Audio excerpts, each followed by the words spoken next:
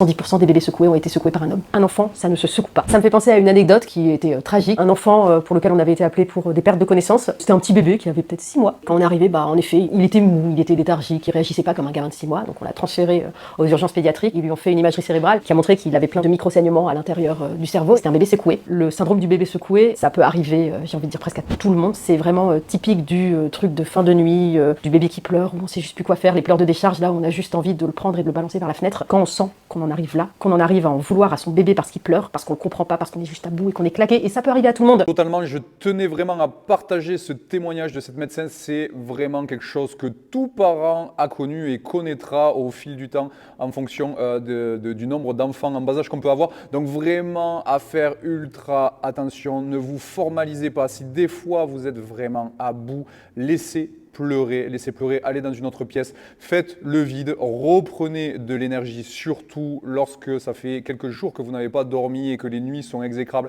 Faites vraiment attention à ça et le conseil qu'elle donne est très bon, c'est-à-dire que le moment où vous commencez vraiment à sentir que vous avez des mauvaises pensées, et ça arrive à tout le monde, d'avoir ces mauvaises pensées qui vous traversent, ça veut dire que c'est la limite que vous ne devez pas dépasser et du coup, sortez, laissez-vous respirer.